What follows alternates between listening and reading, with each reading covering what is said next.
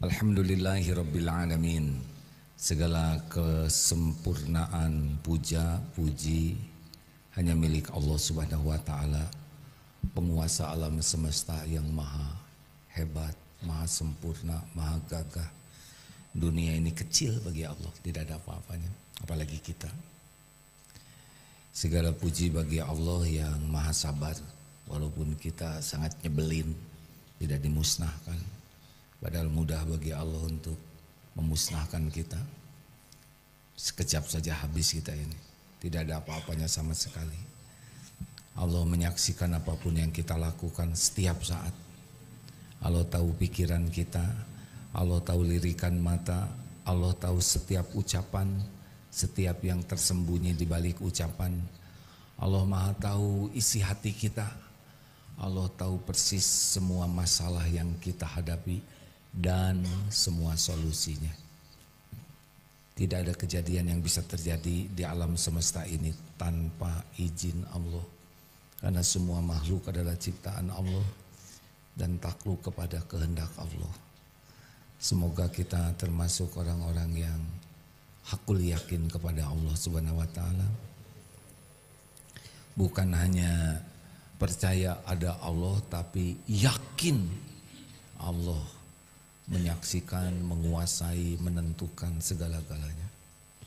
Kalau kita diberi nikmat yakin, itulah kebahagiaan di dunia ini.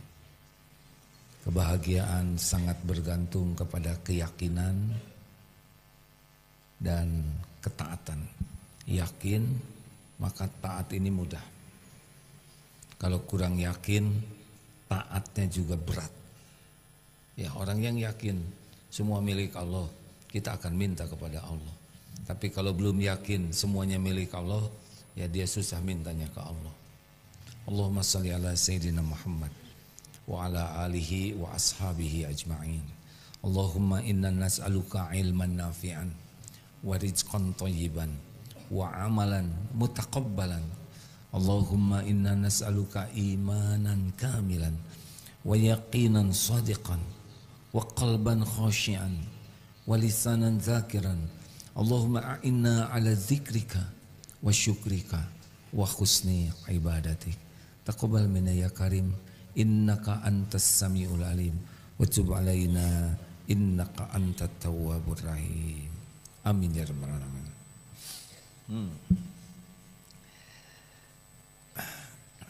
Ada doa, Allahumma ftah lana hikmataka wansur alaina rahmataka ya zal jalali wal ikram. Jadi ini doa minta supaya dibukakan oleh Allah hikmah. Al-Quran itu kitabullah hikmah.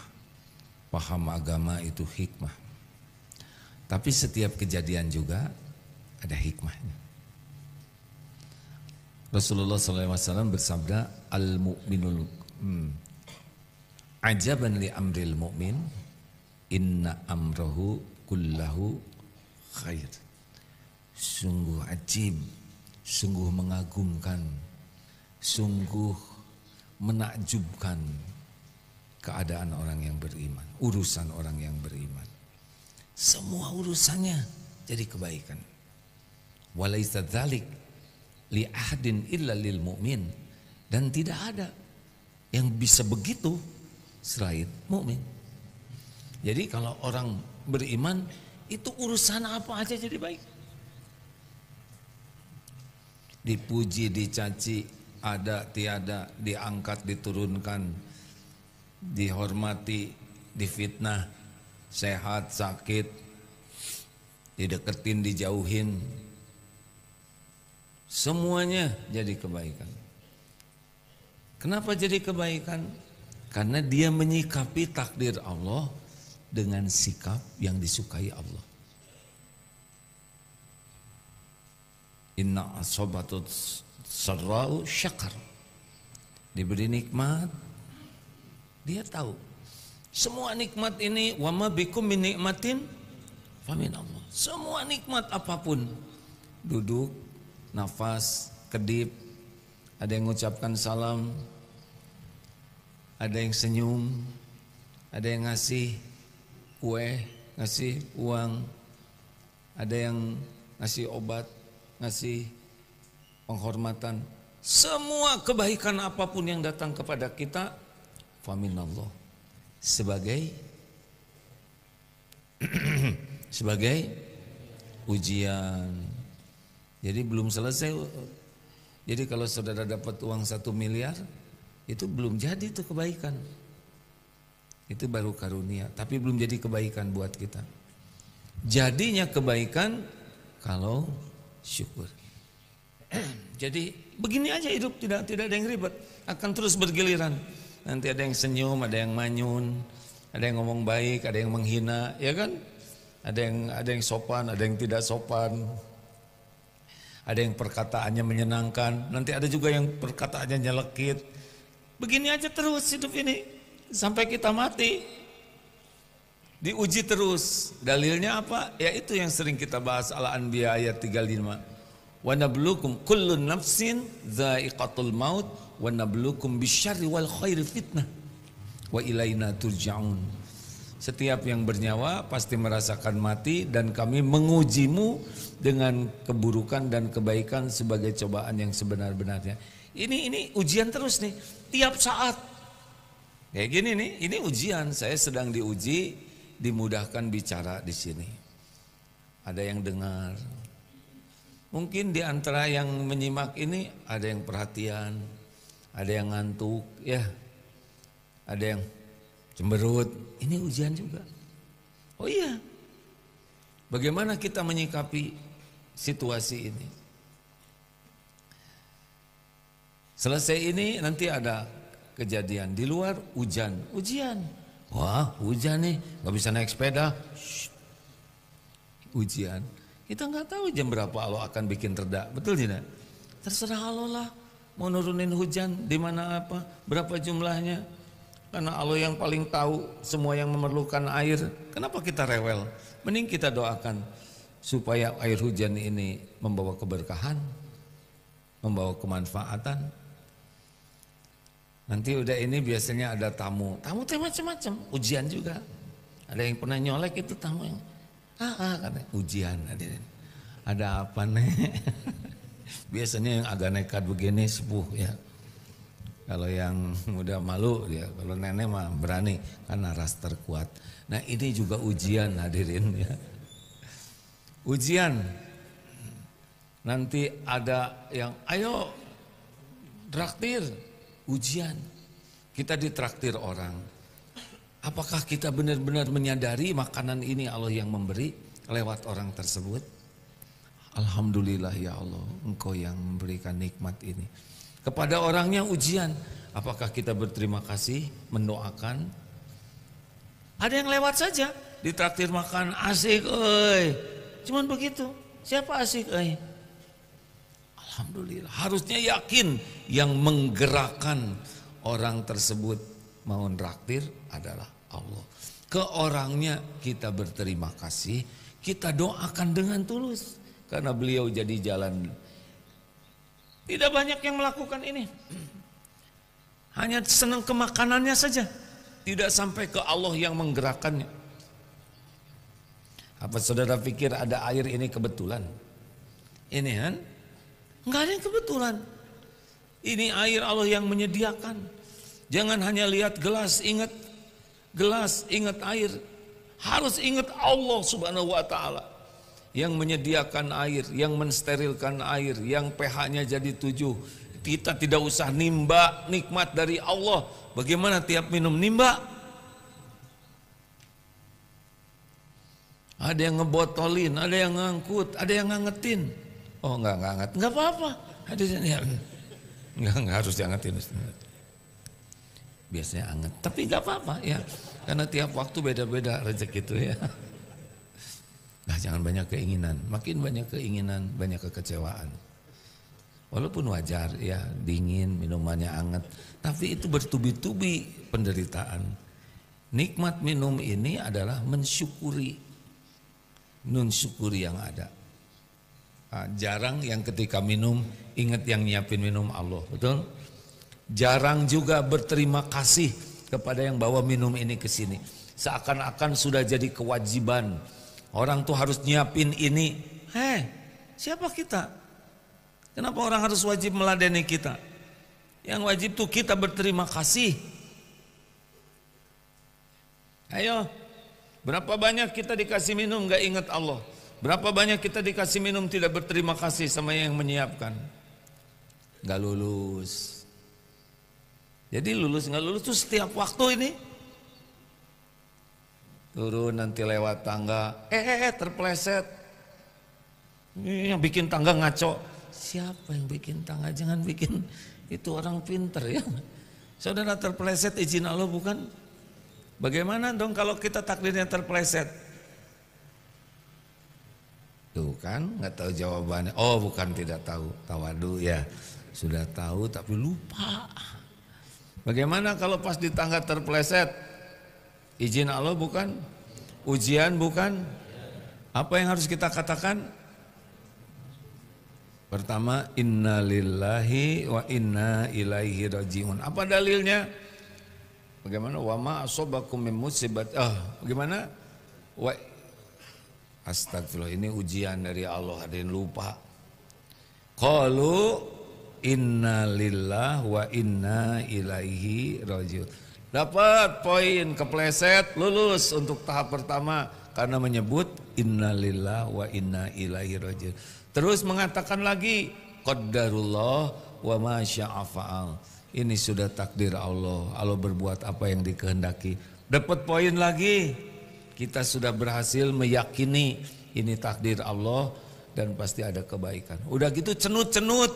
Astagfirullahaladzim ya. Kenapa? Ada dalilnya.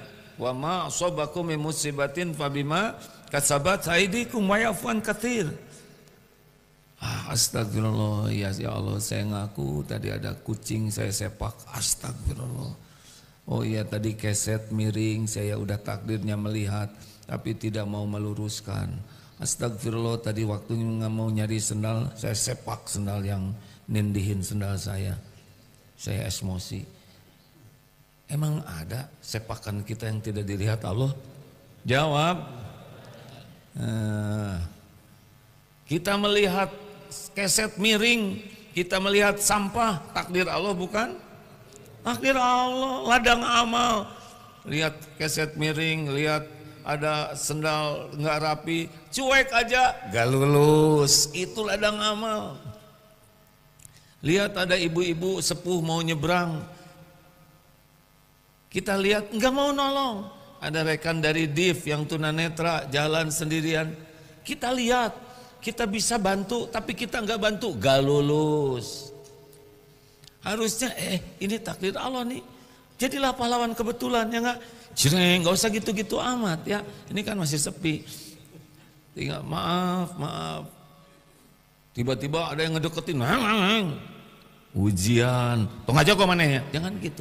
Maaf ya Pak, sebentar. Ada ibu sepuh. Bisa sopan, betul tidak? Bisa galak, bisa sopan. Ujian. Apalagi ya? Ke toilet, antri, ujian. Jangan kita pura-pura. Padahal kita baru sekitar 15%. Tapi kita acting seperti yang keadaannya 95%. Pura-pura. Allah tahu tidak, gagal ya ujian. Nipu ya. Ini nipu. Ternyata yang di depannya itu 99%. Nah, ya. Jadi nggak bisa nyusul dia. Ujian begitu aja terus. Tiap waktu ujian lagi, nanti ada yang celetak-celetuknya enak, ada yang celetak-celetuknya nggak enak, ada yang sopan ke kita, ada yang nggak sopan. Semuanya ini biiznillah, dengan izin Allah. Nah, jarang orang menyadari ini, ya kan? Jadi kita tuh terus diuji oleh Allah, oleh hal yang tidak kita sukai, yang kita sukai. Nanti nyari, kita sakit gigi atau sakit lah, apa yang pertama kepikir? Kalau sakit, obat, dokter, klinik, rumah sakit. Padahal yang nakdirkan sakit siapa? Allah. Ketika sakit ingat ini dengan izin Allah dan baru bisa sembuh. Kalau Allah menyembuhkan, nggak ada sama sekali orang bisa sembuh tanpa izin Allah. Tidak ada, tidak akan pernah ada.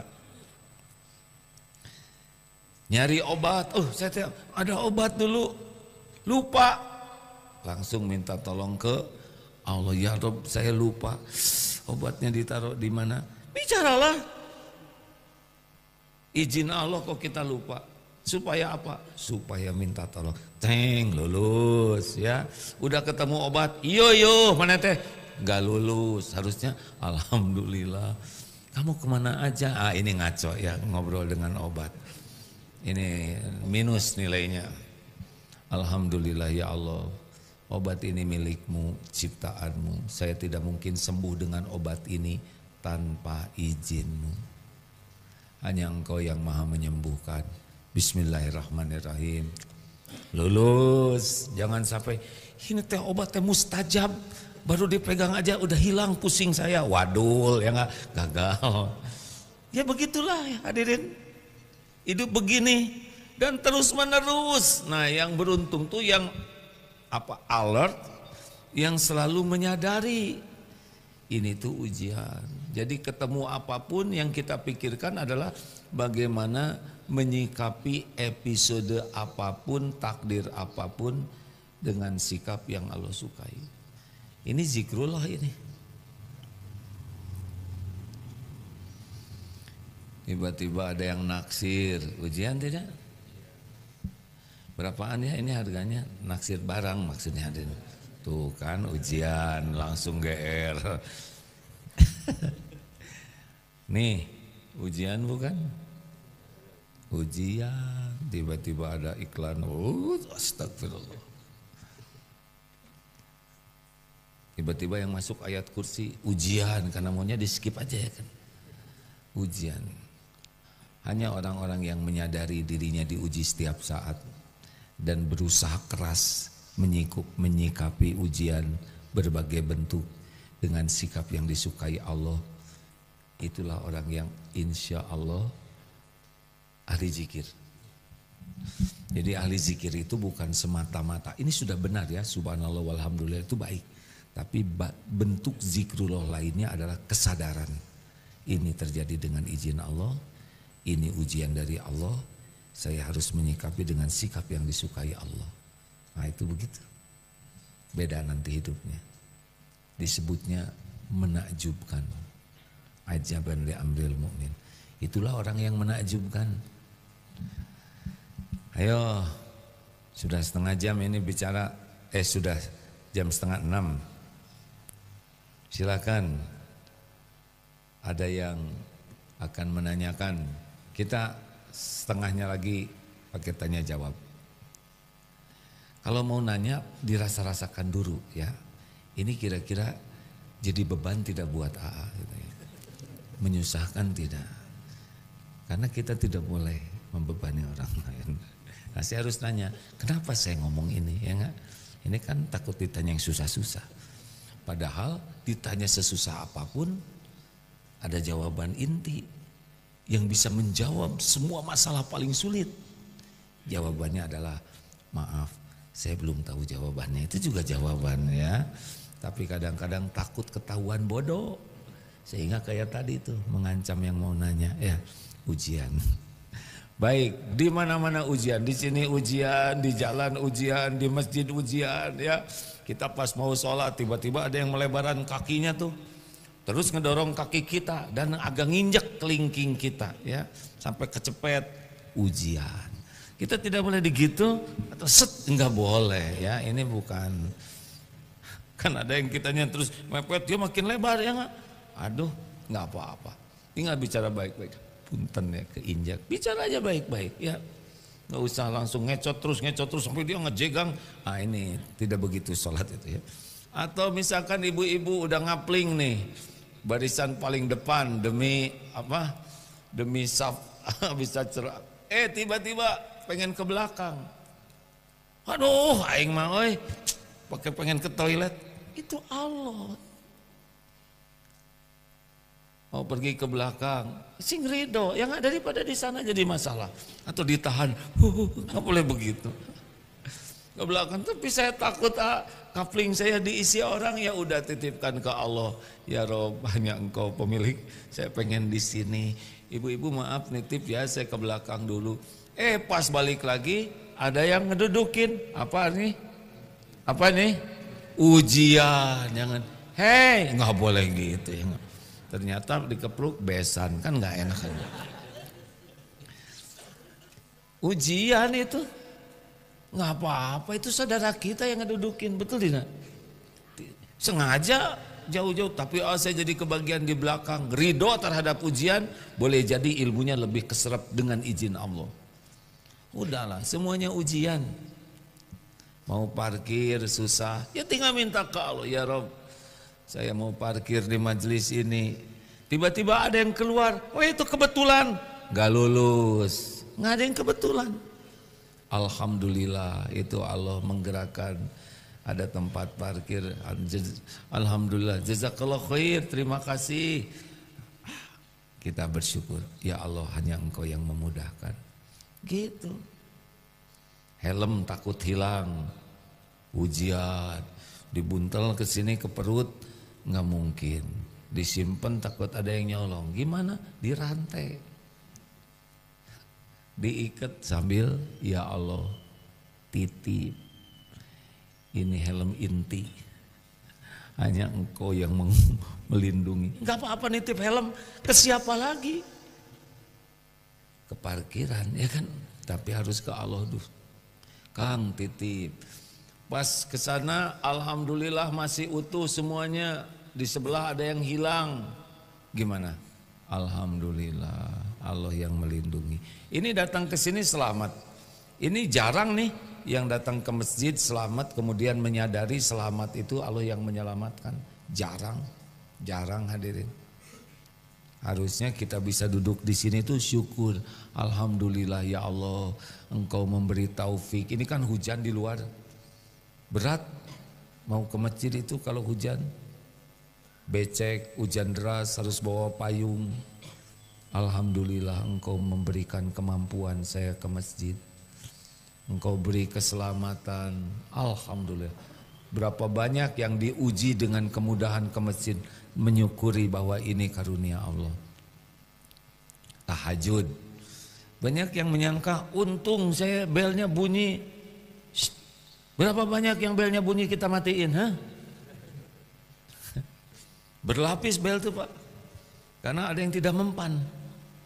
Allah yang menolong. Ada lagi yang bangun sebelum bel bunyi 2 menit sebelum jam 3, saya bangun. Hebat orang. Nah hebat pakai hebat orang. Allah yang membangunkan. Jarang yang mensyukuri itu, bahwa yang membangunkan adalah Allah. Jadi nanti kerjaan kita kayak Allah aja terus ya. Nikmat, alhamdulillah, alhamdulillah, alhamdulillah, astagfirullah, audzubillah. Terus karena kita tahu tiap kejadian itu terjadi biiznillah, dan setiap kejadian adalah ujian. Demikian, silakan mau tukar pikiran apa, mau menambahkan. Ustadz mau menambahkan? Boleh, silakan Ustadz. Termasuk Ali Imran 190 191 ya. Mungkin di sana. Enggak, kalau Ustadz menemukan silakan. Halo Ustadz. Surat Al-Baqarah ayat 156. A'udzu billahi minasy syaithanir rajim. Bismillahirrahmanirrahim. الذين إذا أصابتهم مصيبة قالوا إنا لله وإنا إليه راجعون, yaitu orang-orang yang apabila ditimpa musibah mereka berkata inna lillahi wa inna ilaihi raji'un, sesungguhnya kami milik Allah dan kepadanya lah kami kembali. Ya itu lulus tuh kalau ketika ditimpa sesuatu. Alladzina idza asabathum musibah qalu inna lillahi wa inna ilaihi raji'un. Tapi bukan cuma di lisan ya, harus masuk ke hati. Sesungguhnya kami ini milik Allah Semuanya milik Allah. Tubuh ini milik Allah, keluarga milik Allah, harta milik Allah. Jadi kalau Allah melakukan sesuatu kepada apa yang dia miliki, ya sesuka yang punya dong. Nggak boleh rewel, betul tidak? Nggak boleh kita menjadi uring-uringan. Kita ridho dengan apapun yang Allah takdirkan kepada kita, karena kita itu ciptaannya, miliknya. Dan Allah berbuat itu pasti baik. Mau dia apakan saja diri kita, pasti baik. Yang tidak baik itu kita berprasangka buruk, kita tidak ridho kepada takdir, itu yang buruk. Kemudian kita juga marah kepada takdir, itu yang buruk. Tapi kalau Allah melakukan sesuatu untuk kita, ya terserah, yang maha baik. Ini bukan milik kita, benar? Nah, ridhonya kepada takdir, faman radiya falahu ridho, Allah ridho kepadanya. Ini harus dipahami, kalau enggak kita tuh jadi kayak kasih soal tuh salah melulu jawabannya. Kasih nikmat, cuman segini, nggak lulus. Kasih air kok nggak anget kayak tadi tuh, itu kurang lulus tuh. Cuma nggak dari hati, terus aja bela diri ya. Dan terus menerus ini kejadian ini Pak. Terus saja sampai malam, nanti mau tidur susah tidur, ujian. Kalau susah tidur gimana? Ya minta tolong kepada yang menguasai lahir batin kita. Ya, nggak usah segala diingat, mau tidur udah zikir aja. Coba kalau mau tidur pasrahkan. Nanti kalau saya nggak bisa tidur gimana? Suudzon ke Allah. Udah, Allah udah tahu kok. Kalau kita nggak tidur, badan bekal nggak enak, kesehatan menurun. Kenapa kita susah tidur? Karena supaya kita pasrah ke Allah. Wahai Allah penguasa lahir batin, bismika Allahumma ahya, bismika amut. Dah, mau ditidurkan atau tidak oleh Allah terserah pemilik tubuh ini. Zikir aja. La ilaha illallah, la ilaha illallah. Saya kok susah tidur udah jam 4, padahal tidur itu. Karena ada yang ngakunya nggak tidur, ya kan? Padahal sudah tidur 6 jam. Silakan. Ini teh asli nggak ada yang nanya, saya berterima kasih. Mim. Cek. Izin AA ada yang bertanya dari TikTok. Bismillah, AA izin bertanya, bagaimana jika seseorang karyawan mengambil kerja tambahan di luar pekerjaan utamanya karena penghasilan belum cukup untuk kebutuhan dan masih punya tanggungan hutang? Apakah ini bagian dari ikhtiar atau justru kurang bersyukur? Bagaimana karyawan cari tambahan di luar kalau tidak melanggar dari kesepakatan kerja, ya tidak apa-apa. Misalkan kerja dari jam 8 sampai jam berapa sih? Sampai jam 4. Ada waktu istirahatnya dan itu sah. Kalau waktunya kerja, ya kerja saja. Yang mendapatkan hak dan kewajibannya, nanti cari tambahannya sesudah kerja. Kecuali kalau selama kerja diizinkan juga untuk misalkan ada waktu untuk apa gitu. Tapi kalau tidak ya fokus kerja saja. Ya Allah, Engkau Maha Tahu. Allah tahu kok kita kekurangan untuk bayar ini, bayar utang, bayar kontrakan. Allah sudah sangat tahu semua kesulitan kita, kejujuran kita, kewaroan kita. Itu akan mendatangkan pertolongan Allah. Tapi beda, kita pakai komputer kantor ngerjain kerjaan kita, ya enggak? Pas datang atasan, pura-pura. Memang atasan tidak lihat, Allah lihat. Kita pakai peralatan kantor untuk kepentingan pribadi kita, orang enggak lihat, Allah lihat. Tidak ada yang tidak dilihat Allah. Semuanya ada balasannya. Kalau kitanya takwa, dengar ya hadirin. Solusi itu datangnya dari ketakwaan, bukan dari kepintaran, bukan dari kerja keras semata, bukan karena relasi. Enggak, kalau kita benar-benar yakin ke Allah dan kita berusaha patuh kepada Allah, enggak apa-apa Ustaz, saya enggak nyindir. Meni anget betulan. Alhamdulillah Ustaz, harus ikhlas berterima kasihnya. Ada juga yang bawa dari sana? Atau Ustaz barusan yang masaknya? Ya Alhamdulillah, terima kasih. Aslinya sih tadi hanya bahan ceramah Ustaz. tetapi Allah menguji saya, ya, mendatangkan dengan air hangat yang saya nanti-nantikan. Tapi ini ujian hadirin, ada hangat, ada panas, ya hadirin. Begitulah kalau banyak keinginan, ribet hidupnya, ya enggak? Mau mandi air hangat atau mandi air panas, melepuh tahu. Jazakallah, semuanya ada waktunya ya, sabar ya. Gitu.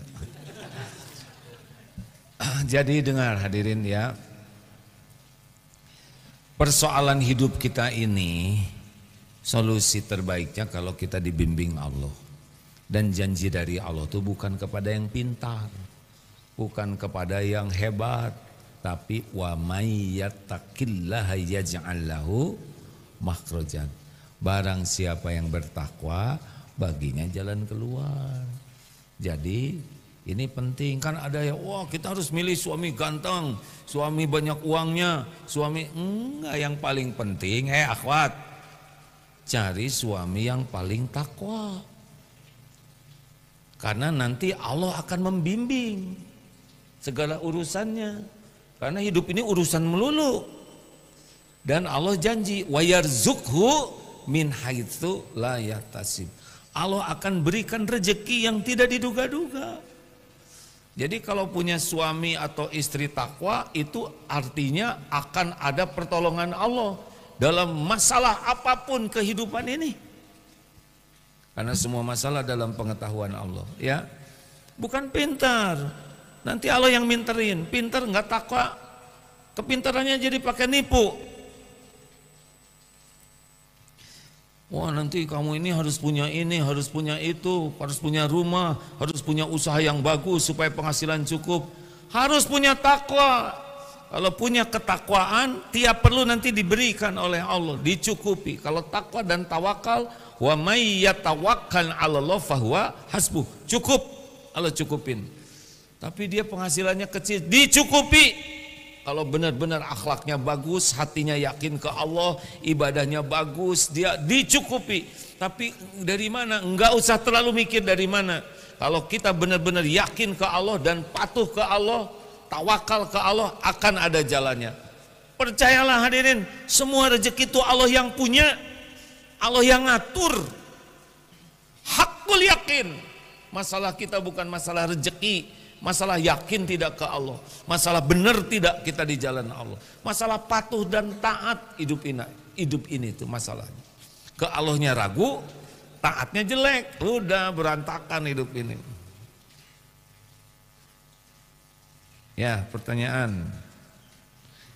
Ini yang bikin tesis, Masya Allah, silakan Mas. Kalau udah seger kayak gini Mas, kalau kemarin sore udah lowbat ya. Silakan Mas, mau nanya apa? Assalamualaikum warahmatullahi wabarakatuh. Waalaikumsalam warahmatullahi wabarakatuh. Ya ini saya itu punya istri yang sudah 4 kali hamil dan yang jadi itu cuma 1, yang nomor 2. 4 kali hamil, jadinya yang nomor 2. Yang jadinya yang nomor 2. Ya, lah dengan kejadian istri saya hamil beberapa kali itu, saya itu kasihan gitu.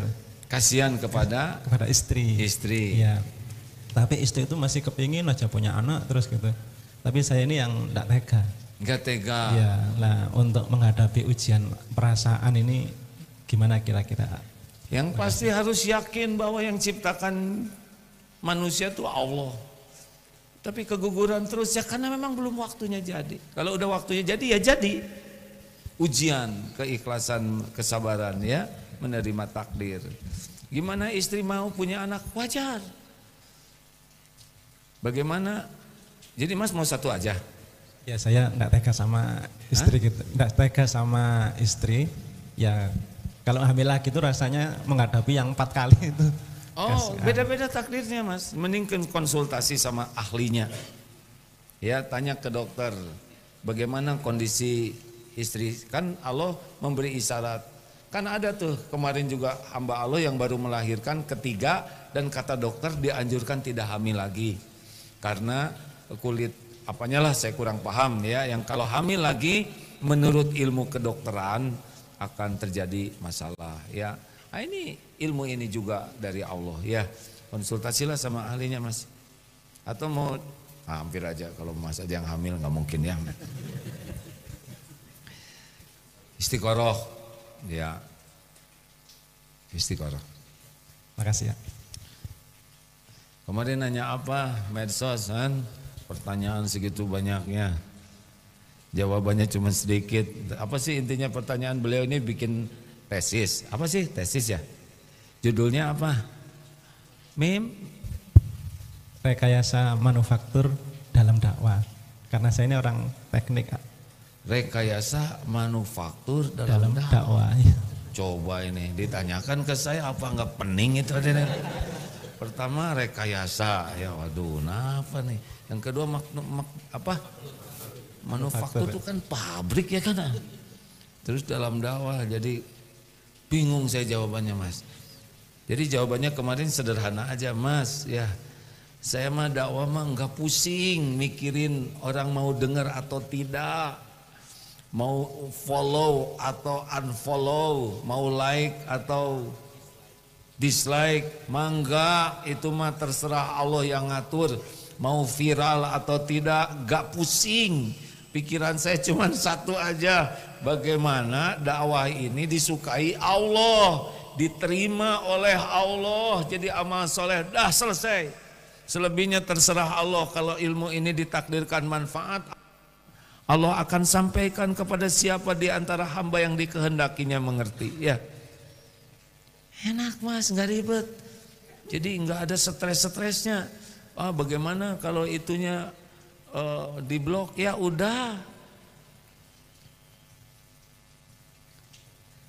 Apakah ada upaya memperbanyak followers?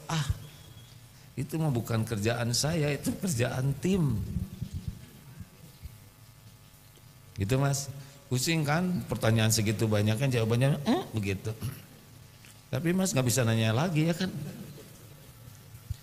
Silakan lanjut. Ada lagi pertanyaan dari masjid, dari medsos adakah? Cek bismillah. Izin ada dari Mas. medsos. Assalamualaikum AA.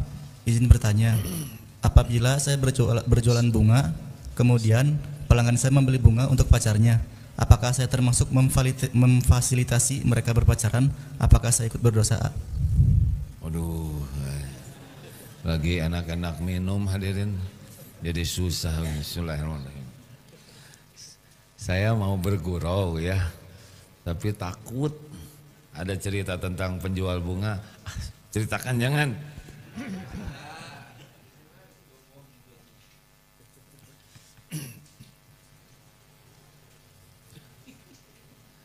Ceritain jangan bagi.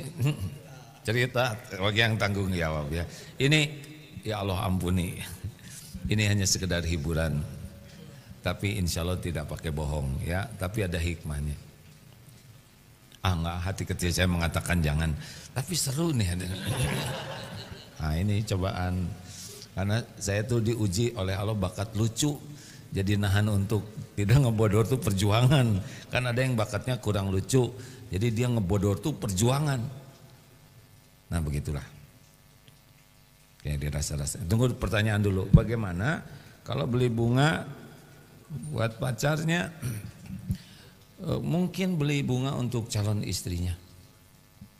Bunga itu bisa membahagiakan niatnya. Ya kita nggak bisa memeriksa niat orang. Makanya sepanjang tidak yakin nampak ini dilakukan untuk maksiat, ya kita jual bunga saja. Dan kita tidak, misalkan kita jual pisau, kita Bapak perampok bukan? Nah ini bukan ya, mau dipakai nusuk siapa Pak? Kita jual pisau, niatnya untuk kebaikan. Ya sepanjang tidak ditampakkan oleh Allah ini adalah untuk maksiat, maka jualan bunga. Kalau gitu rada susah jualannya, ya. Karena ada jualan tempe juga ternyata untuk dosa, karena untuk menyuap atasannya yang suka tempe. Mana teruskan cerita bunga. Jadi gini ya. Enggak, hati saya enggak bohong. Udah cari yang lain. Pertanyaan Pak ya. Kan gini ceritanya tuh. Udah, astagfirullah, istighfar. Lain kali aja. Bismillahirrahmanirrahim. Jadi penasaran. Assalamualaikum warahmatullahi wabarakatuh. Waalaikumsalam warahmatullahi wabarakatuh.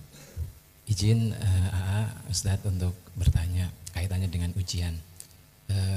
Kebetulan saya juga sedang thalabul ilmi di UPI. Kebetulan atau sungguhan? Iya sungguhan. Oh iya. Kalau kebetulan begitu kebetulan tuh ya. Iya. Jadi Qadarullah. Iya, Saya qadarullah. sedang belajar. Nah, kaitannya dengan ujian, ya saya sedang minta doanya sedang persiapan ujian.